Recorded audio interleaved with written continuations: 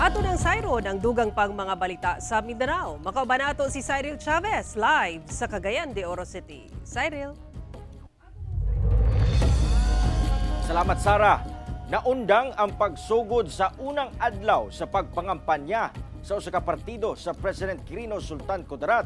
Human gidagit ang head municipal coordinator niini. Napalgan na lang kining patay ug dunay mga samad dinunggaban sa Pandag, Maguindanao del Sur. Ang detalye sa report ni Efren Mamak.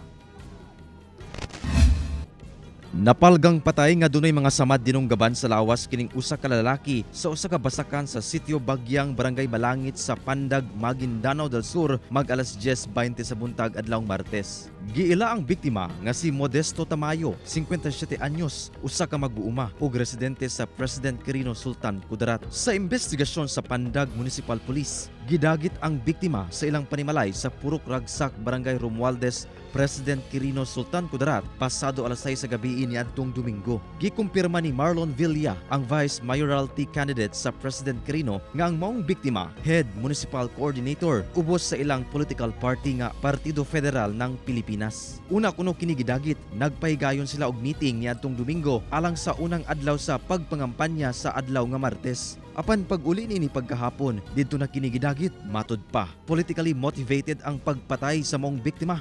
Political motivated po nangyayari, no? Kasi una-una sir, siya yung pinaka-municipal head coordinator ko. Kasi nung March 28 sir, hindi kami nag-start ng kampanya. Kasi nga maraming mga harassment na nangyayari, mga death threats sa amin. Matud sa kapulisan, doon na matud pa'y persons of interest sa maong krimen. Yung may hawak talaga ng kaso nito sir is yung Quirino Municipal Police Station. Mayroon na silang persons of interest kasi mayroong mga witnesses doon na nakakita doon sa abduction, yung pagdukot ng tao na isinakay umano sa puting van doon sa Quirino. So maaring patay na yung biktima nung itinapon dito sa area namin.